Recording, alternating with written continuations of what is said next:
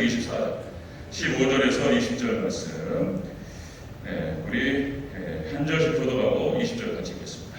창세기 24장 15절 제목 읽습니다.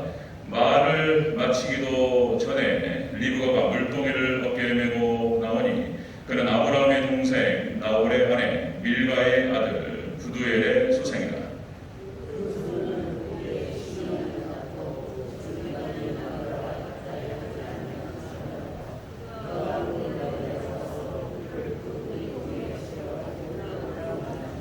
종이 마주 달려가서 이르되 청하건대 네 물동이의 물을 내게 조금 마시게 하라.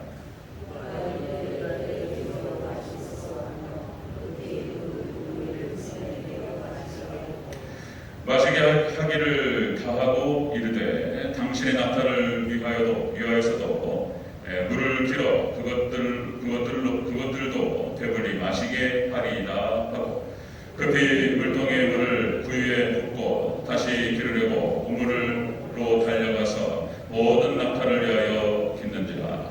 아멘. 인사합니다. 예수님, 예수님의 은혜와 평강이 넘치시기를 축원합니다. 아멘. 오늘 함께 읽으신 창세기 24장 15절에서 20절 말씀, 오늘 본문을 토대로 리브가의 신앙 모습이라는 책으로 말씀드리겠습니다. 리브가의 신앙 모습. 성경의 인물들을 보면은 거기에 예수님이 잘 녹아져 있어요. 리브가에도 예수님 이야기가 잘 들어가 있습니다. 그래서 이제 우리가 그것들 한 번씩 이렇게 꺼내보면서 성경을 전체적으로 중요한 대목들을 살펴보도록 하겠습니다. 여러분, 리브가가 누굽니까? 리브가가 이삭의 아내입니다. 이삭의 아내. 그리고 아브라함의 뭐가 되죠? 관계가? 아브라함의 며느리가 됩니다. 며느리. 믿음의 조상 아브라함의 며느리였고, 그리고 이삭의 아내였고, 그리고 야곱의 어머니였어요. 그죠? 그러니까 여러분들, 믿음의 족장들, 믿음의 선진들, 그 아브라함과 이름도 차단하죠. 아브라함과 이삭과 야곱, 그리고 요셉으로 내려가는 그 한 중앙에 있었던 여인이 바로 리브가였다는 것입니다. 리브가. 대체 리브가라고 하는 그 여자, 여러분들 그런 말이 있습니다. 집안에 누가 잘 들어야 되죠? 여자가 잘 들어야 돼요. 여자가. 그런 말 많이 하죠. 여자가 잘 들어야 된다. 대체 이 믿음의 선진들의 그 한 중앙에 흐르고 있는 아브라함과 이삭과 야곱, 그 중앙에 흐르고 있는 거기에 여자가 딱 들어왔는데 그게 리브가였다는 거예요. 그럼 도대체 이 리브가가 어떤 인물이길래 하나님께서 그를 정하셔서 거기에 딱 심었을까? 리브가가 어떤 인물인가 좀 궁금하기도 하단 말이에요. 이 리브가의 모습 속에서 예수님 이야기가 잘 녹아져 있는 것을 볼 수 있습니다. 자세히 한번 살펴볼 거예요. 자, 여러분들 여기서 이제 엘리에셀이라고 하는 그 사람이 나타납니다. 이 엘리에셀은 아브라함의 종이었습니다. 아브라함의 종이었고, 이삭이 나이가 차서 이제 배우자를 선택을 해야 되는데, 이제 아브라함의 원래 고향입니다. 하란으로 가서 같은 동족 중에서 찾아와라. 자, 그래서 이제 아브라함의 명령과 부탁을 듣고 엘리에셀이 하란으로 갑니다. 자, 그런 과정. 자, 이 엘리에셀은 누구를 상징하냐면 주의 종을 상징하는 거예요. 하나님께서 보내시는 거예요. 그리고 이제 이삭은 예수님을 상징하고, 그래서 이삭의 신부 될 사람을 잘 뽑는 거예요. 그러니까 여러분들 주의 종이 성도들을 잘 이끌어가지고 예수님 신부로 맞추는 거예요. 이 역할을 하는 게 주의 종입니다. 그래서 여러분, 우리 대전 정일교회를 그리고 성도들을 잘 이끌어서 예수님께로 소개하는 것이 제 사명인 거예요. 그리고 결혼할 수 있도록 제 사명을 잘 감당할 수 있도록 기도해 주시기 바랍니다. 이 엘리에셀의 내용이 그 얘기가 딱 들어있는 거예요. 자, 그러면 같이 한번 리브가가 대체 어떤 여인이길래 그 한 중앙에 딱 들어갈 수 있었는가? 그 여인에 대해서 한번 자세히 살펴보도록 하겠습니다. 리브가의 신앙 모습 첫 번째입니다. 두 번째, 물동이를 메고 있었다. 이렇게 됩니다. 우리 15절 16절을 같이 읽겠습니다. 15절 16절 시작. 말을 마치기도 전에 리브가가 물동이를 어깨에 메고 나오니 그는 아브라함의 동생 나홀의 아내 밀가의 아들 부두엘의 소생이라. 그 소녀는 보기에 심히 아름답고 지금까지 남자가 가까이 하지 아니한 처녀더라. 그가 우물로 내려가서 그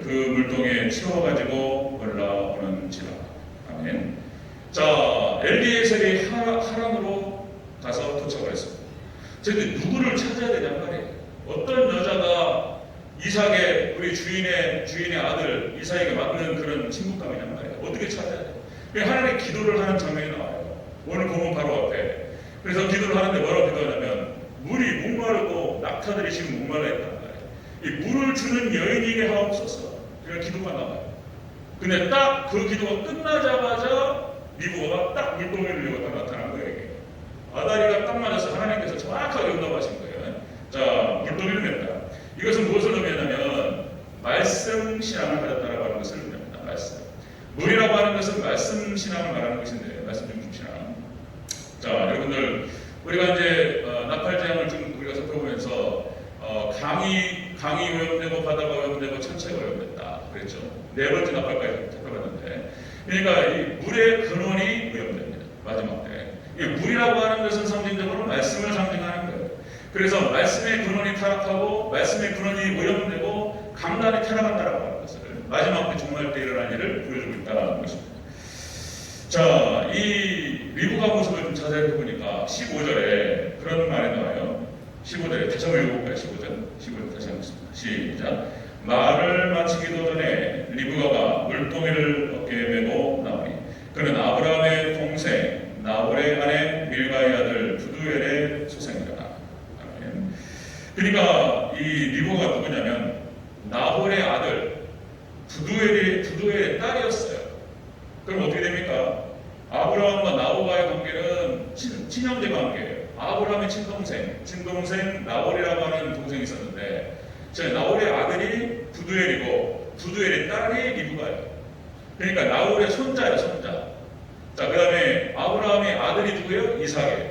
그럼 이삭과 부두엘하고 무슨 관계입니까? 사촌이에요, 사촌. 이종 사촌 관계인 거예요. 이삭과 부두엘.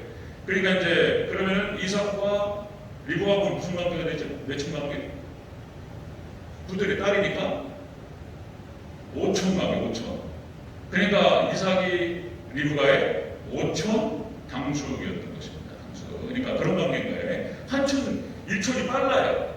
그리고 이제 아브라함이 나이가 그때 이삭이 나이가 40이었습니다. 나이가 40.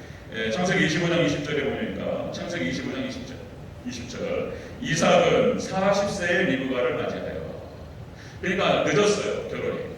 40세에 맞았다. 그러니까 이제 나이가 꽉 찼죠. 그리고 리브가의 나이는 당시 소녀라고 표현하기 때문에 20대 후반이라든지 아니면 10대 후반이든지 아니면 20대 초반으로 갔을 거예요. 거의 20살 차이 나는 거죠. 그러니까 이삭이 20살 어린 여자를 맞은 거예요. 우리 이런 상황을 뭐라고 그러죠? 한 20살 차이 나면 도둑이라고 합니다. 도둑. 이삭은 근데 이삭이 의도한 게 아니니까. 그렇습니다. 그런 관계가 있다는 것을 말씀드리고요. 자, 그렇게 해서 이제 리브가를 맞이하게 됩니다. 자, 여러분 다시 말씀드리면, 자, 이 물동이를 맺다라고 하는 것은 그냥 나오는 게 아니에요. 성경의 기록은 하나님의 섬세한 어떤 그 의도에 의해서 기록되는 것을 볼 수 있습니다. 다 의미가 있고 내용이 있는 거예요.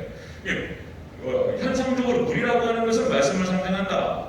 말씀을 상징한다. 여러분들 누가복음 11장 24절에서 이렇게 기록됩니다. 누가복음 11장 24절.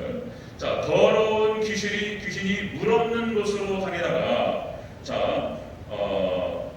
깨끗이 청소됐단 말이에요. 그냥 악한 귀신 7을 데려가가지고 전 상태보다 더 심하게 됐다. 이런 기록이 나와요. 그냥 귀신이 물 없는 곳으로 다닙니다. 사단이 말씀이 없는 곳으로 돌아다녀요. 말씀 없으면 거기 딱 사단이 역사하는 거예요. 말씀이. 자, 그 다음에 고린도전서 10장 2절 4절에서 이렇게 기록됩니다. 고린도전서 10장 2절 4절. 자, 모세에게 속하여 다 구름과 바다에서 세례를 받고. 고린도전서 여기에서 사도 바울이 지금 모세에게 속하여 다 구름과 바다에서 세례를 받았다. 홍해를 건넌 이스라엘 백성, 출애굽한 이스라엘 백성들이 홍해를 건넌 것을 세례라고 해석을 해줘요. 세례라고. 그리고는 뒤에서 이렇게 얘기합니다. 다 같은 신령한 음식을 먹었으며 다 같은 신령한 음료를 마셨으니 이는 그들을 따르는 신령한 반석으로부터 마셨음에 그 반석은 곧 그리스도시다. 그러니까 반석을 사도 바울이 뭐라고 지금 해석하고 있냐면 예수님으로 해석하고 있습니다. 그리고 반석에서부터 나오는 그 물이 뭐냔 말이에요. 말씀을 말하는 거예요. 말씀. 그러니까 신약 성경이 구약 성경을 해석해 주는 거예요. 지금. 그러니까 물이 말씀이다라고 지금 짝을 맞춰주는 것입니다. 자, 그 다음에 에베소서 5장 26절 이렇게 읽습니다. 이는 곧 물로 씻어 말씀으로 깨끗하게 하사. 대꾸로 해가지고 물과 말씀을 같이 병행구로 쓰고 있어요. 자, 물로 씻어 말씀으로 깨끗하게 하셨다. 그러니까 이 물이라고 하는 것은 현상적으로 물은 말씀을 상징하는 거예요, 영적으로. 그런데 리브가가 물동이를 맺다라고 하는 것은 간단한 얘기가 아니고 바로 리브가의 신앙 모습은 말씀 신앙이었다라고 하는 것을 보여주는 거예요. 그 의미를 나타내는 거예요. 자, 그리고 성경성에 나타나는 이 여인들은 다 교회를 상징하는 거예요, 교회. 왜냐하면 교회 그 여인들이 출산을 한단 말이에요. 생명체를 잉태한단 말이에요. 교회가 생명체를 잉태할 줄 믿습니다. 그리고 여자가 교회인 거예요, 여자가. 그런데 그래서 우리 교회가 어떤 교회가 되어야 될 것인가? 여러분들 말씀 중심의 신앙으로 무장되어 줄 믿습니다. 아멘. 리브가를 통해서 알 수 있다라고 하는 거예요, 리브가를 통해서. 자, 여러분들 성경 전체가 말씀을 계속 올리는 것을 보셨습니다. 성경 전체가. 자, 새벽 예배, 그 다음에 저녁 기도회 여러 번 반복했는데 또 말씀을 드리는 거예요. 성경 전체가 말씀 중심의 신앙을 말하는 것인데 그냥 개혁주의에서 하나님 중심, 말씀 중심, 교회 중심이라고 얘기했을 때에 개혁주의자들이 그런 얘기를 했을 때 그냥 한 게 아니라는 거예요. 성경은 우리의 신앙은 철저히 하나님 중심으로 말씀 중심의 신앙이 돼야 된다. 교회 중심의 신앙이 된다라고 하는 것입니다. 여러분들 시편 1편 말씀이 구약 성경의 주석이라는 표현을 쓰는 거예요. 시편 전체에서 시편 1편부터 150편까지 구약 성경의 이야기들을 해석해주고 있어요. 주석이에요, 주석. 그러면 자, 시편 전체 150편 중에서 서론이 1편이 1편. 그러면 모든 책을 볼 때에 서론을 보면 그 책의 내용을 알 수가 있는 거예요. 어떻게 흘러갈 것인가. 시편 1편이 뭡니까? 복 있는 사람은 악인들의 길을 따르지 아니하며 죄인들의 길에 서지 아니하며 오만한 자들이 자리에 앉지 아니하며 오직 여호와 율법을 즐거워하여 율법을 주야로 묵상합니다. 그러니까 복 있는 사람은 하나님의 율법을 즐거워해서 주야로 묵상한다는 거예요. 이 사람이 복 있는 사람이라는 거예요. 이 사람은 시냇가에 심긴 나무가 씨를 가시를 맺고 그 잎사귀가 마르지 않냐는 것 같으니 그 행사가 다 형통하려고. 그러니까 이렇게 딱 설명을 하고 1편을 보여주고 계속 그 패턴으로 나가는 거예요. 그 기준으로 10편을 보지 않으면 이게 해석이 어려운 거예요. 자, 10편, 그러니까 구약 성경의 주석이라고 얘기할 수 있는 10편 1편에서 율법을 딱 보여줍니다. 그 다음에 여러분들 가나안 정복 전쟁에서 어떻게 승리할 수 있는가? 승리의 길과 형통의 길을 갖다가 여호수아서 1장에서 보여주는 거예요. 1장에서 여호수아에게 하나님께서 나타나셔서 자, 두려워하지 말라, 겁내지 말라 이렇게 말씀하시면서 자, 하나님 말씀을 붙들고 좌로나 우로나 치우치지 않고 그 말씀만 따라 준행하라. 그러면 네가 승리하리라. 네가 형통하리라. 아멘. 가나안 정복 전쟁은 여러분들 우리가 이 땅에서 우리 하나님 백성들이 천국 가는 전쟁을 말하는 거예요. 그걸 상징적으로 보여주는 거예요. 그리고 우리가 이 땅에서 천국 가는 그런 전쟁에 승리하기 위해서는 어떻게 해야 되느냐? 철저하게 말씀 따라서 좌로나 우로나 치우치지 않고 말씀만 보고 따라가면 승리할 줄로 믿습니다. 그걸 보여주는 것이 여호수아 1장인 거예요. 여호수아 기가 막힙니다. 여호수아 한번 또 잡아가지고 여호수아를 쭉 한번 살펴볼 텐데 자, 그렇습니다. 그 다음에 여러분들 또 왕의 규례라고 하죠. 왕의 규례. 이스라엘 백성들이 왕은 하나님이셨어요. 그런데 이스라엘 백성들이 하나님 말고 사람 왕을 뽑아주십시오. 하나님 섭섭하셔가지고 그럼 니네 마음대로 해라. 하나님 허락을 하셨어요. 그러시면서 하나님께서 그 왕으로서 지켜야 될 규례를 말씀하셔요. 왕의 규례. 이스라엘을 이끌어갈 그 왕의 규례는 철저하게 말을 많이 두지 말고 언어, 랭귀지 이런 것이 아니고 코스, 그러니까 타는 말을 말하는 거예요. 말을 많이 두지 말고 아내를 많이 두지 마라. 아내. 여자를 많이 두지 말고 여자를 가까이 하지 말고 늘 항상 말씀을 가까이 하면서 말씀을 묵상하고 그 말씀대로 지켜 준행하라. 그러면 네 왕이 길리라. 이렇게 말씀하신 거예요. 왕의 규례. 그러면 우리 하나님 백성들이 어떤 삶을 살아야 되는가? 이 말씀을 말하는 거예요. 그러니까 영적으로는 말씀의 중요성을 말하는 것이고 육적으로는 물의 중요성을 말하는 거예요. 여러분들 우리 인체에 있어서 물의 역할이 절대적이에요. 절대적. 여러분들 5대양 6대조 그런 표현을 쓰죠. 인체가 5장 6보 이런 표현을 씁니다. 이게 무슨 기밀이 있는 거예요. 신기하게. 여러분들 지구의 그 바다 물이 차지하는 비중이 70%예요. 70%. 인체에 차지하는 물의 비중이 몇 프로인지 아십니까? 70%예요, 70%. 똑같아요. 그러면은, 자, 지구가 지금 몸살을 앓고 있고, 지금 더워지고 있고, 뭐 복잡하단 말이에요. 마지막 때 인간이 복잡한 거예요, 이제. 이게 짝이 같이 가는 거예요. 자, 지구의 수명이 단축되고 있어요. 인간의 수명, 인간의 운명의 수명이 단축되고 있는데, 그러니까 이게 뭔가 비밀이 있는 거예요, 지금. 그냥 짝이 맞는 거 아니에요. 자, 여러분들 우리가 건강하기 위해서는 물이 중요한 거예요, 물이. 계속 제가 반복하는데, 제가 의사도 아닌데, 성경적으로 보면 그렇다는 거예요, 성경적으로. 그리고 여러분들, 우리나라에 현존하는, 돌아가셨어요. 주기환 박사님.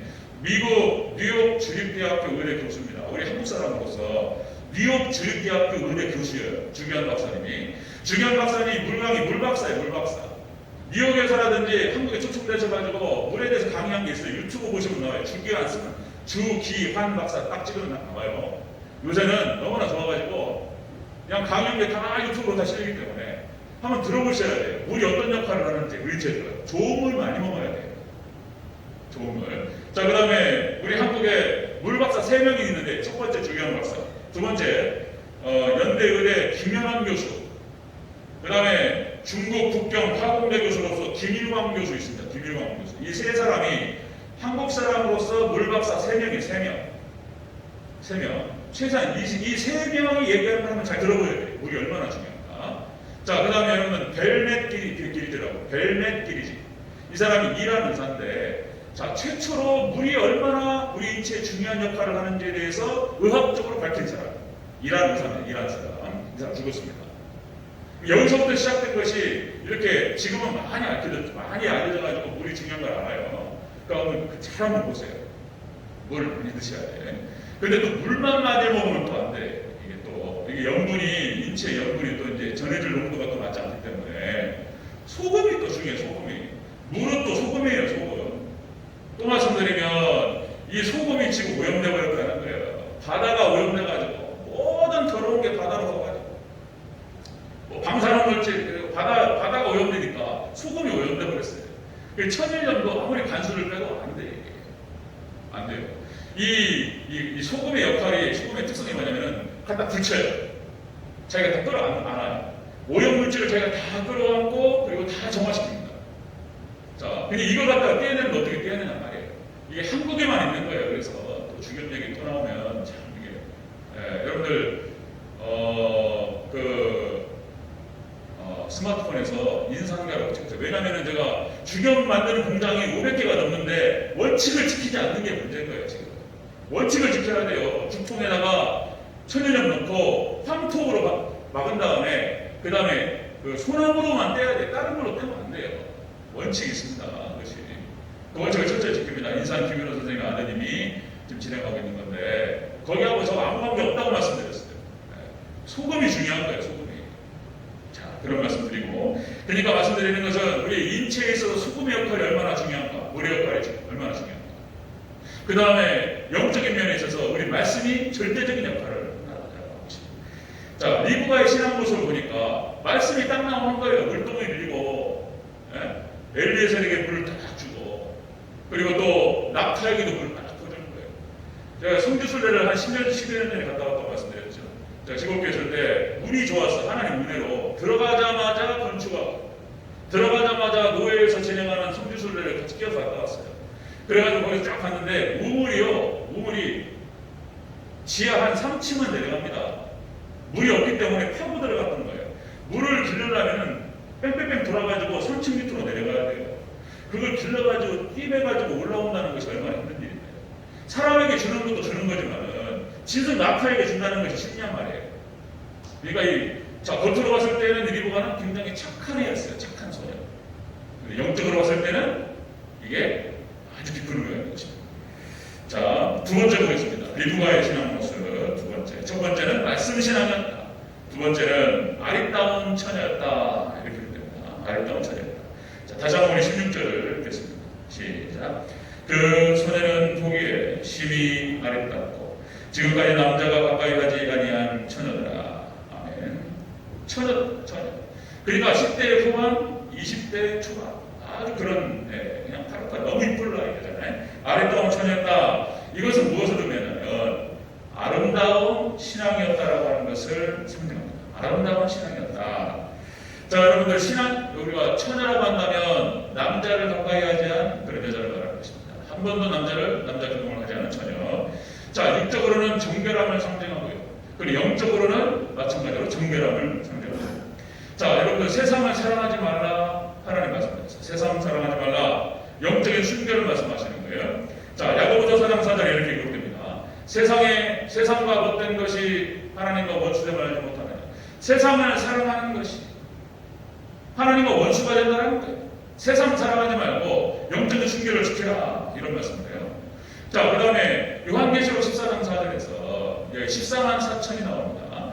자, 그 부분을 볼 때 우리가 자세히 살펴보겠지만 14만 4천에 대해서 신천지 사람들은 자기들이라고 얘기해요. 그 14만 4천을 채워야 된다고 얘기해요. 14만 4천 신천지 아니에요. 14만 4천은 무엇을 의미하냐면 주의 종 두중인을 상징합니다. 그러니까 이 14만 4천이라는 숫자가 구약의 12지파와 신약의 12사도를 곱하는 거예요. 그리고 거기에 천을 곱하는 것이 14만 4천인데, 자, 요한계시록 14장 4절에서 이렇게 기록됩니다. 요한계시록 14장 4절. 이 사람들은 14만 4천을 말하는 거예요. 이 사람들은 여자와 더불어 더럽히지 아니하고 순결한 자라, 어린 양이 어디로 가든지 어디로 인도하든지 따라가는 자며. 그러니까 이 사람들은 순결한 사람이에요. 여자와 더불어서 더럽히지 않았다. 음녀와 더불어서 더럽히지 않았다는 걸 말하는 거예요.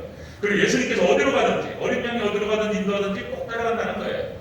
마지막 때 활동할 주의 종 두중인을 말하는 거예요, 이 사람들이. 자, 그러니까 신앙의 정제를 지키는 것이 얼마나 중요한가.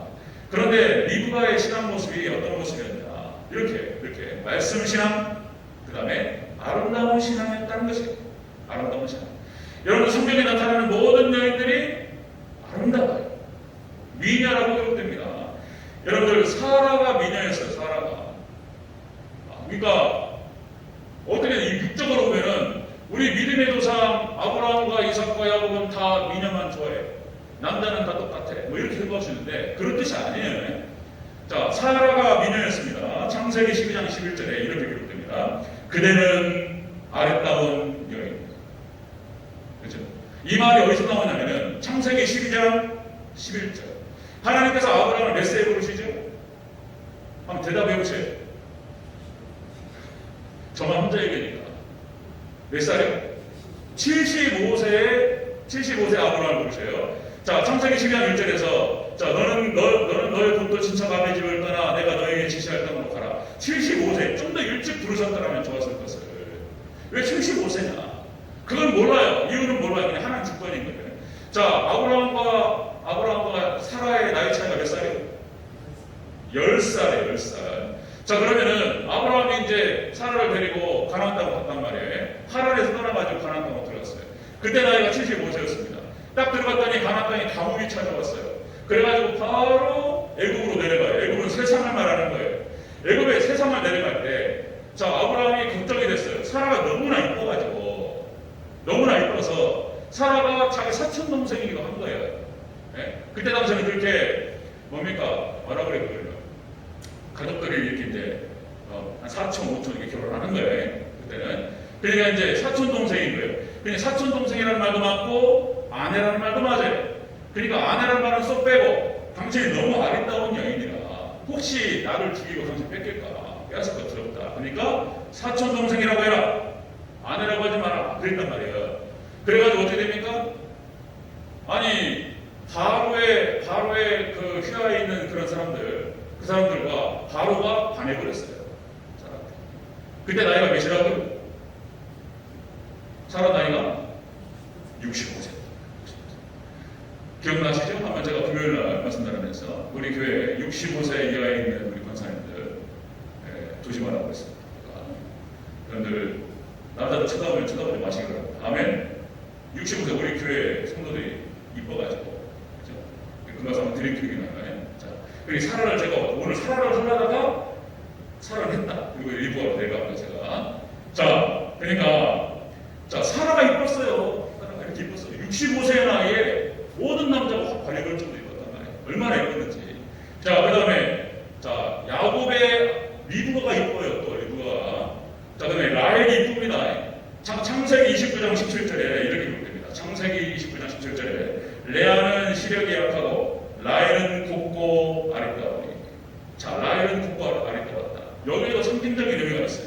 레아는 시력이 안 들어갔어요.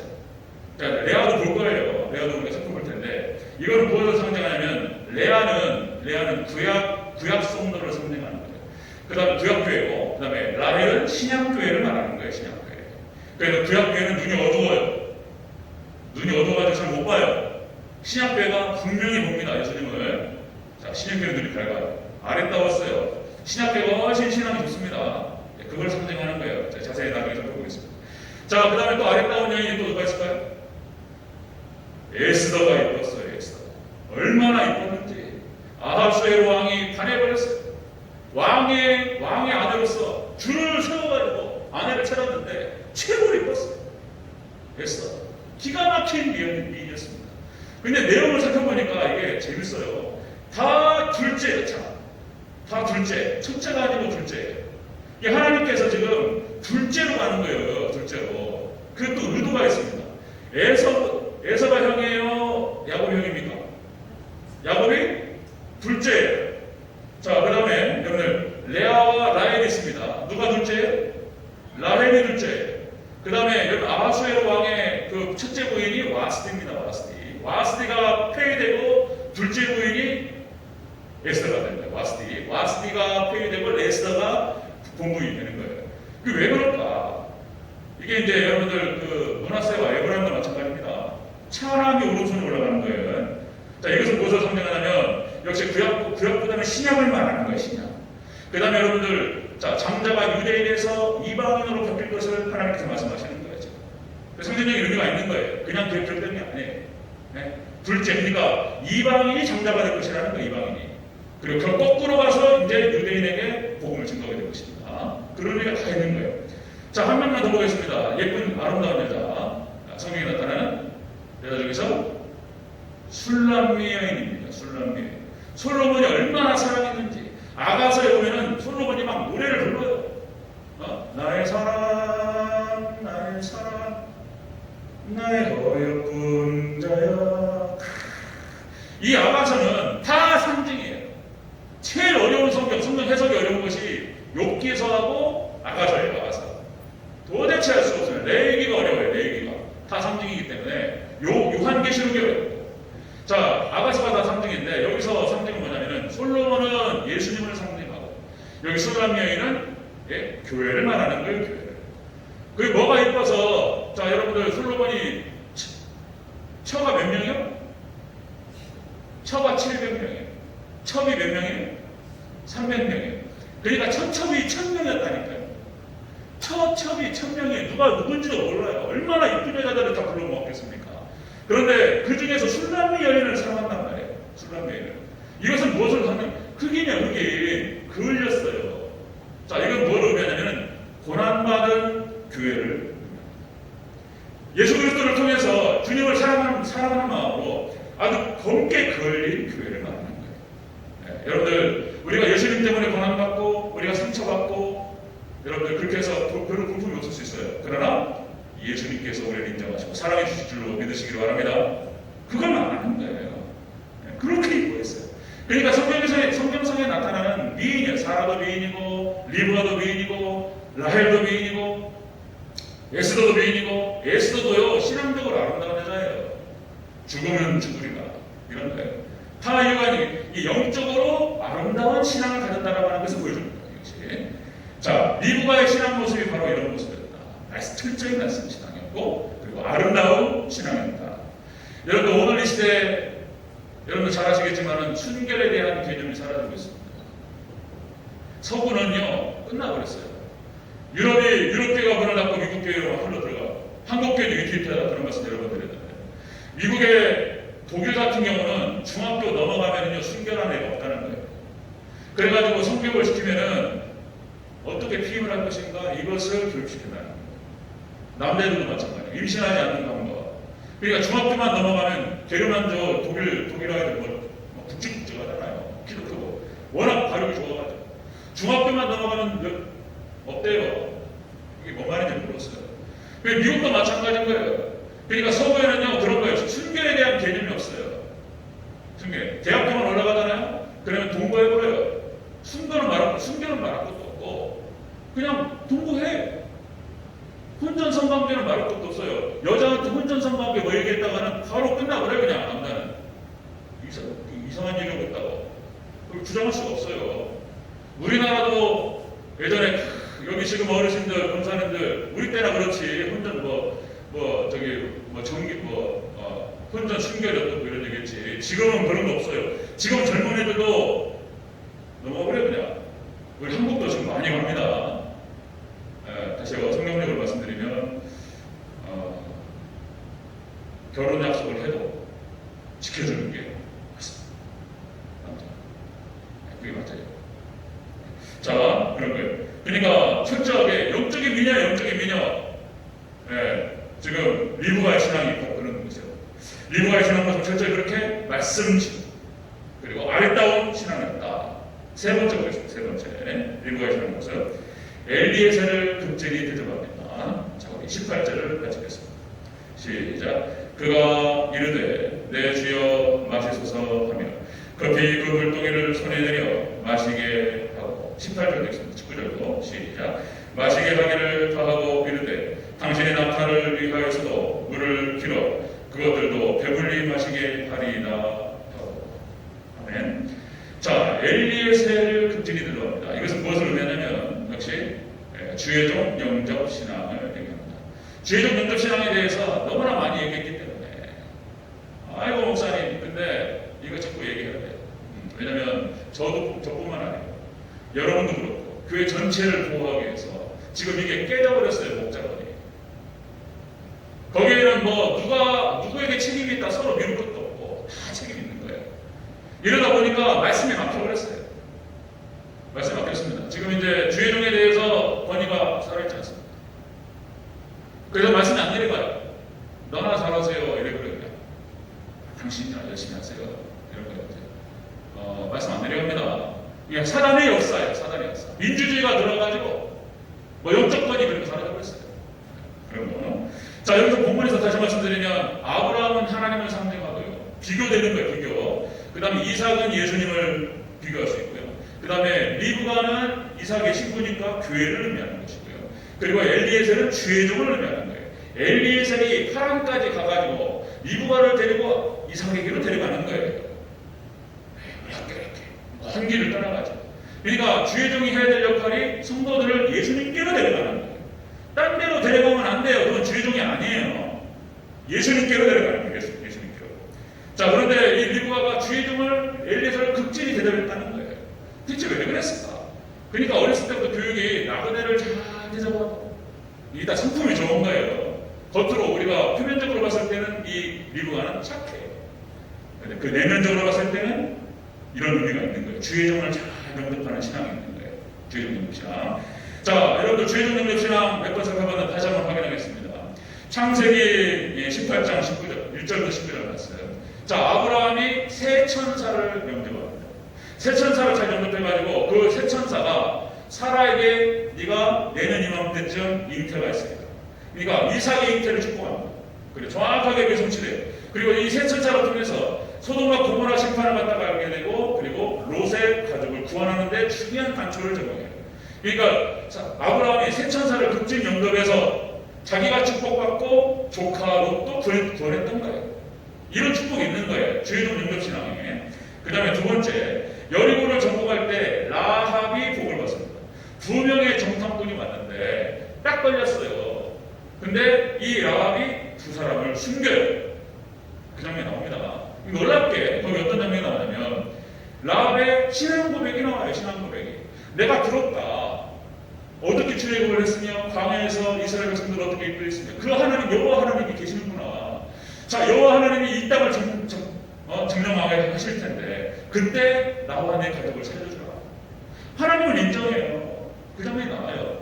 그래가지고 어떻게 약속하냐면은 좋다. 그러면은 우리가 여리고성을 침략해 들어올 때, 침공해 들어올 때 네 집에서 빨간 줄을 내리라. 그리고 거기만 살고 다 죽는 거예요.